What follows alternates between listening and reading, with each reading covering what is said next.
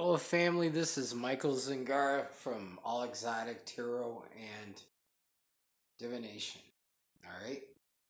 Today, we're going to talk about one of the most serious and important topics, something that people ignore to their own peril. And they think that basically, when working with the spirit world, they can do what they want and what feels correct to them, and there's no consequences. All right. What we're going to talk about is the opening ritual to begin a reading. Okay. Now, if you're just a fortune teller and you're doing this for entertainment and you really are that type of practitioner, this video is not for you. If you are a serious diviner, okay, I'm going to give you a way to, a framework per se, how to organize the system of thought. I can't actually give you the opening rituals that are used in the various traditions that I practice, because those are things that come with initiation, and that's not for the public.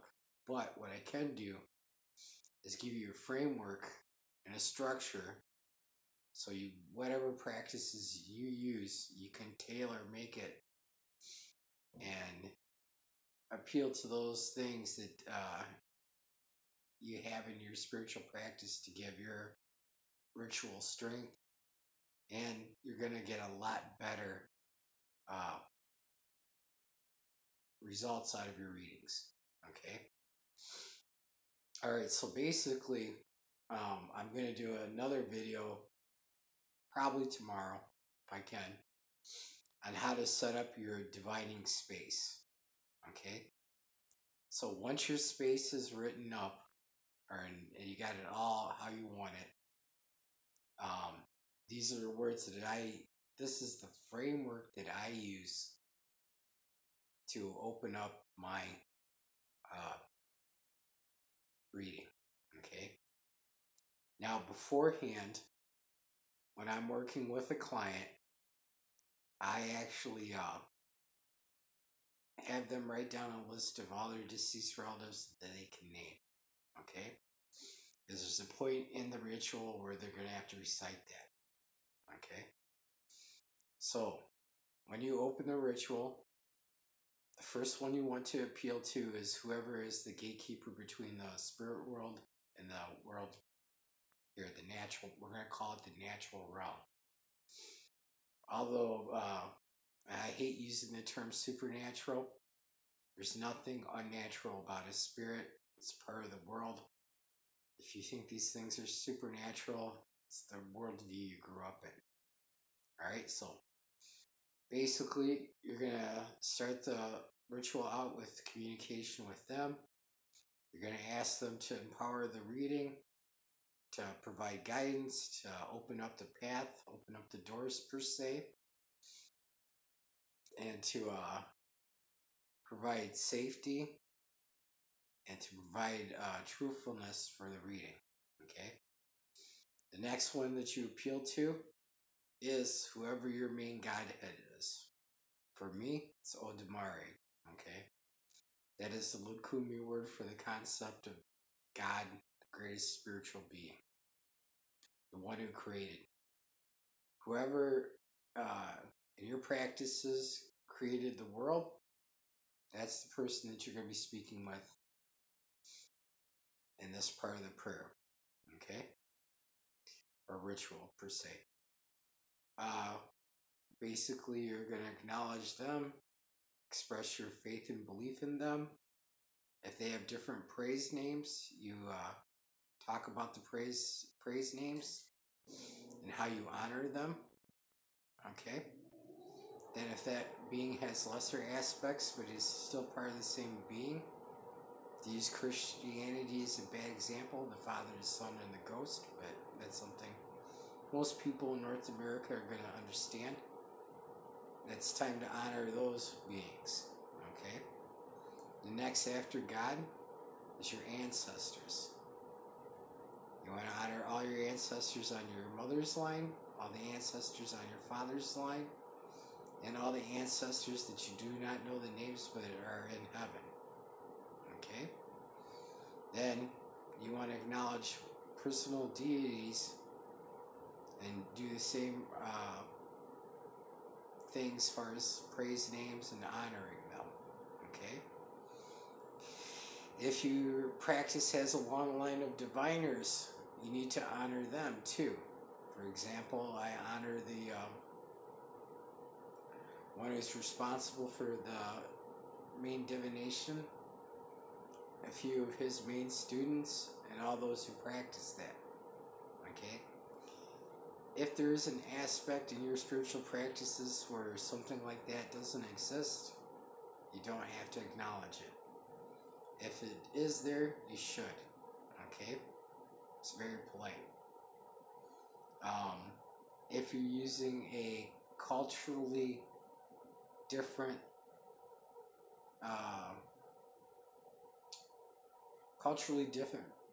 method of divination, say some praise and honor for those priests, diviners, and shamans that use that form of divination. Okay? If you're a part of a group, a spiritual group, it's time to acknowledge them. Okay? Living and dead.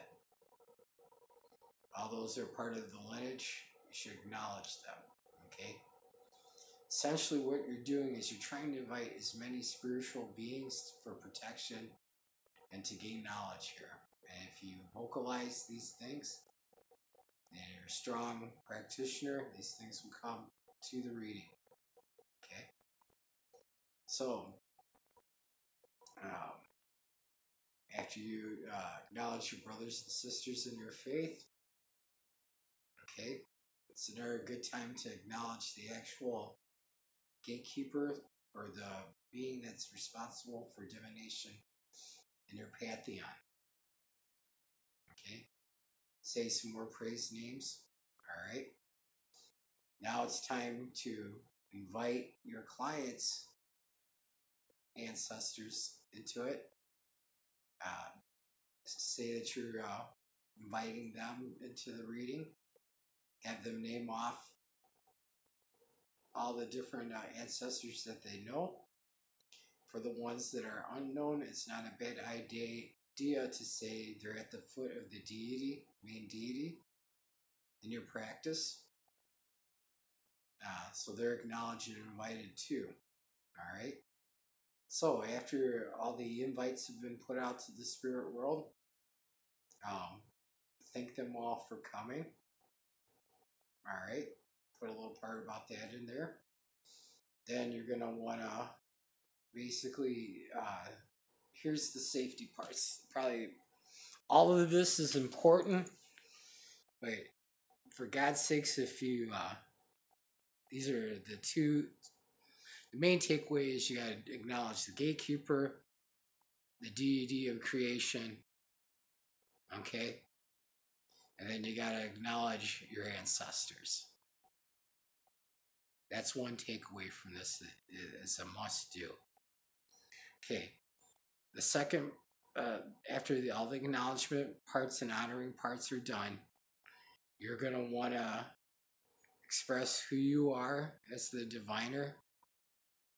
You want to name the client. You want to ask for protection so nothing bad could happen, and list a few bad things that can happen and say, we don't want this, we don't want that, we don't want that, blah, blah, blah. Okay?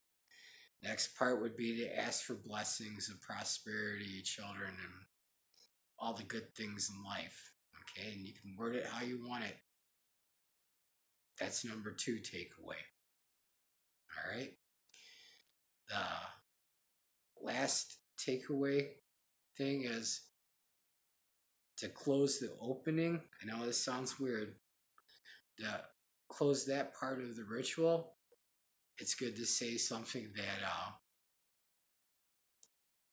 basically let the truth be spoken here and understood as truth.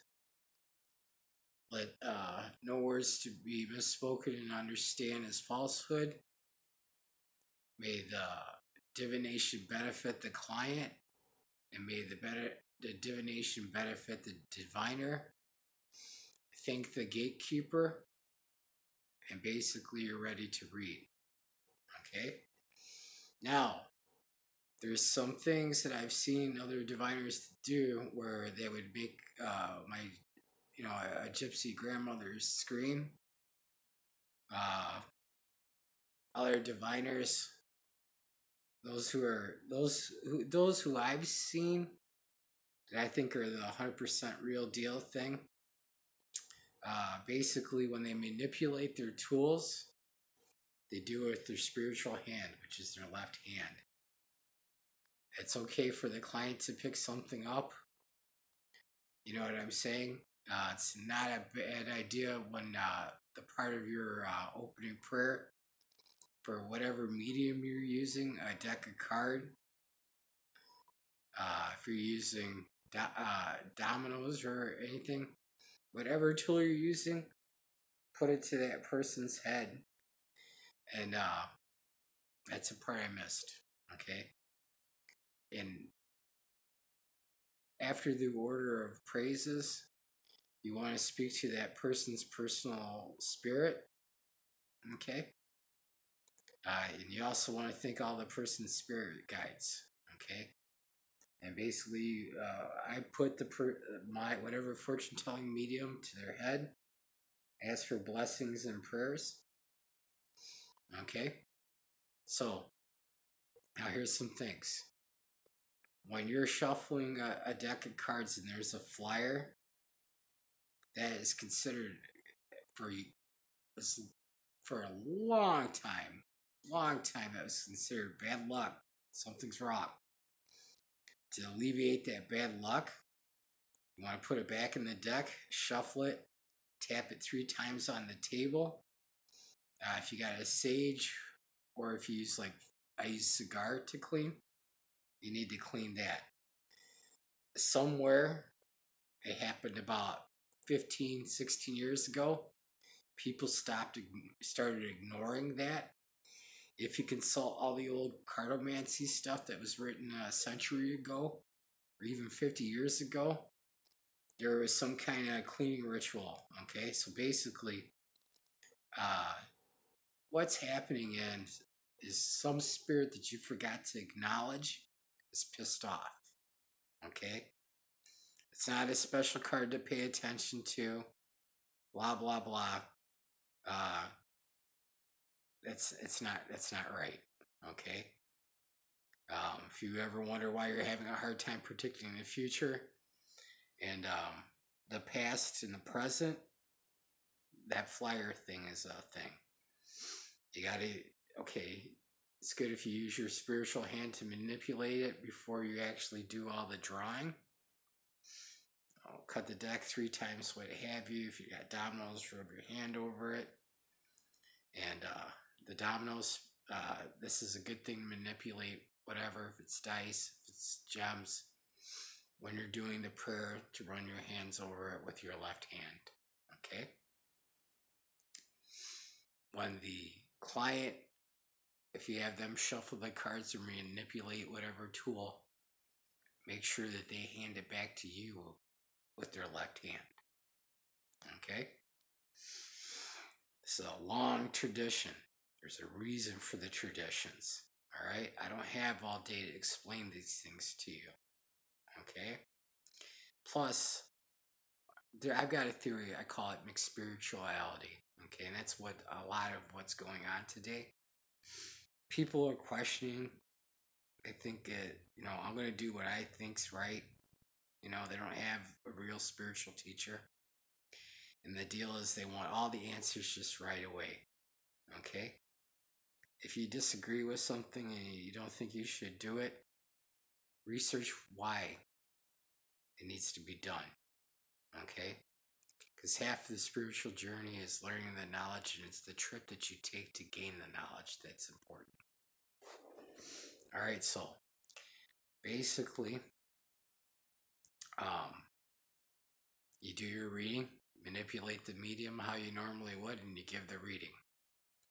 Now, one thing that people don't do, which is kind of insulting to the spirit world, is they don't close the ritual.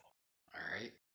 So, whatever medium you're using, say like you're using tarot cards, for example, have some other medium that gives you an easy yes or no answer. Okay? If you call all these spirits to help you and assist you with your reading, you need to ask them, are they done speaking? Okay? Use the yes or no. If it goes no, is anything required of the spirits as far as sacrifice? Okay? If it says yes, start listing off a candle. Do you want some fruit put a certain way? What have you? Okay? So once you get the answer, if they want something or they're hungry or something like that, and sometimes they don't want something material. A lot of times the client is in la la land, and you need to ask, do I need to reinforce the message of the reading to the person that is receiving the reading? Okay? You wouldn't believe how many times that comes up. Okay? When I do a reading for someone, I give point by point descriptions of what the divination tool has told me. Okay? So use a yes or no. You know, what you're asking is it okay to close the message? Sometimes say like the person comes in for a tarot reading, and there's a different form of divination that the spirit, that certain spirit of the group that you called wants to speak, but the cards aren't the way that the spirit wants to speak through. So if you ask the spirits, they want to speak in a different way, yes or no. You ask them, do you want to use this form? Do you want to use that form? Do you want to use this form? And it could be a different deck. You know what I'm saying? Maybe they want to speak this way. Then they want to talk through the Lenormand deck, right? So do a simple 3-card read. Say, Spirit, please let us know what you want us to talk about. Okay, what you want to talk about. What do you want to tell us? Let the first card be the subject of the matter, and let the next 2 cards be the modifiers. All right? That will give that spirit, if they want to use that medium, that tool, that divination tool, they'll give them enough framework to use. Okay? And you get a 3-card reading, and it says, no. Sorry, we got a moth in the house. If you give them a 3-card reading and that wasn't enough to speak, ask the spirit if they want to do a 9-card reading. All right? So when everything's said and done, use the yes, no oracle, and when it says it's okay to close the reading, then you close the reading. Then the customer gets to go home. Then you stop using other forms of divination. Okay? Sometimes you just get away with one set of cards and one reading. Sometimes I've been there 2.5 hours, 3 hours giving someone a reading because their life was so screwed up that they needed so much advice, so many warnings. Okay? And I really think that the person was in disbelief and stuff like that. So these spirits had me speak through 6 or 7 different divination mediums, the tools to use, right? And then when it was said and done, they kept repeating the same damn thing, okay? So when it was done, basically, I took out a sheet of paper. I wrote down each one of the methods that I used. Did the math on the type of layout that it was doing and showed them the statistical odds, okay? And I let them know that for some reason, these things all said the same thing, maybe you weren't listening. Here's the statistical math. Here's the odds. I think you should pay attention, buddy, because these spirits are trying to get through to you. All right? And maybe you're using science as your main guide in life. Well, there's the math right there. Whole universe is based on math. You know, how can you argue with that? So, that's how you close your ritual. Now, let's talk about why you do this.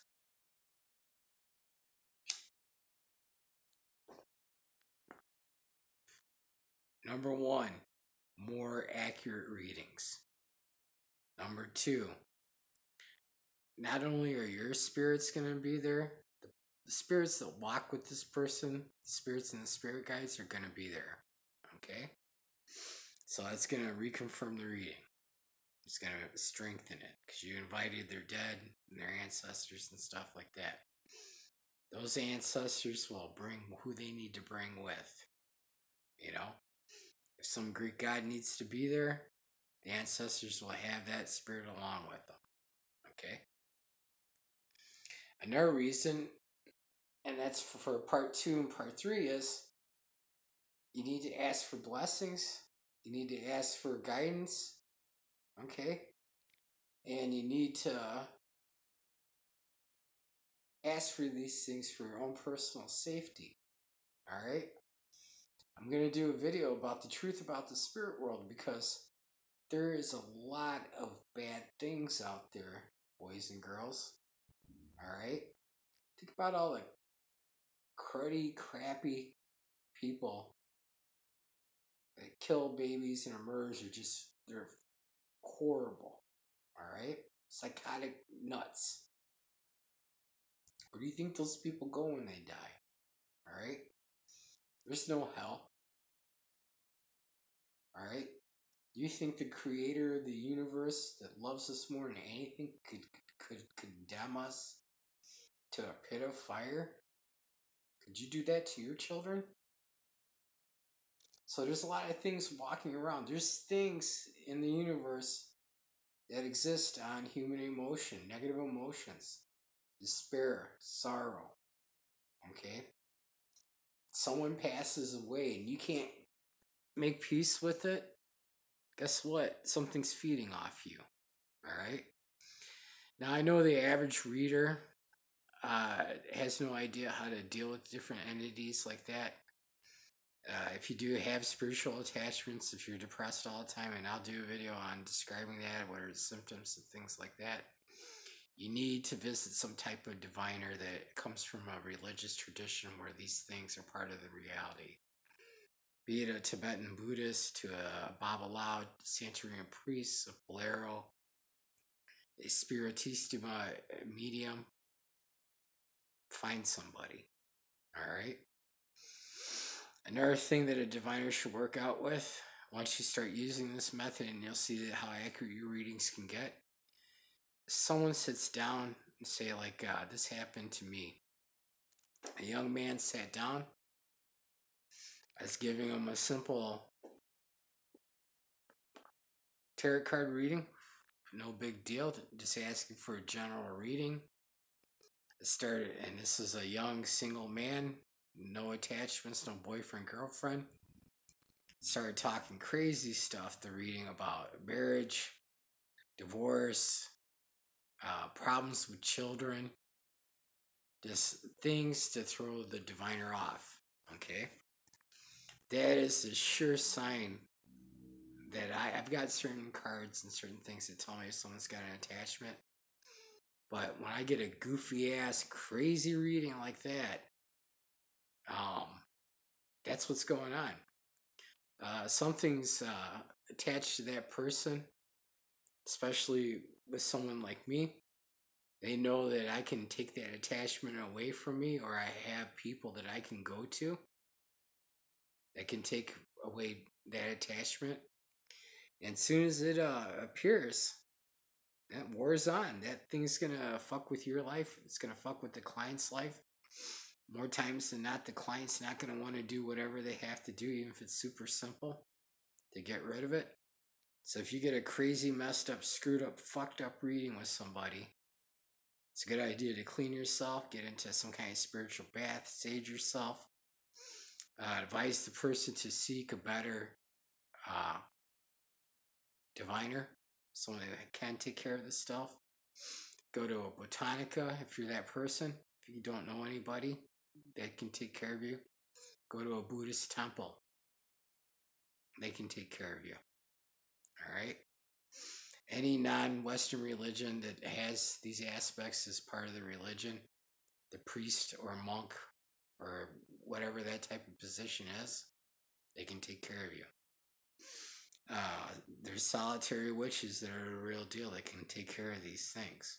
Okay? So, that's advice that you should give your client. And if that personally happens to you, this is guides and steps that you need to take place. Because there's a lot of bad things out there. The world isn't black and white. The world's different shades of black, different shades of white, and most of the things are different shades of gray. Okay? So that's another reason. So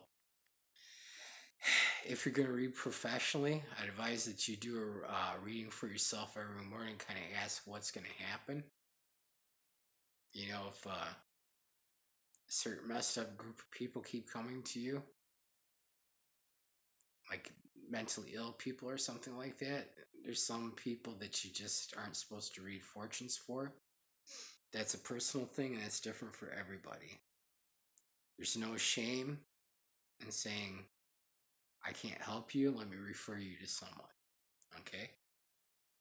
So, basically, that's the basic framework for divination ritual, opening and closing for you. And some things to take advice on. And the next video I'll do in this subject matter is a how to set up your reading area for your own protection and for better results, better divination practices. So thank you again, family. Like I said, I'm sorry that I inhale air all the time. I have a crazy bad performance anxiety. Okay, my chest is like this small when I talk to you guys. But I really feel that the world needs this information, and I want to help you guys and protect you guys. Alright?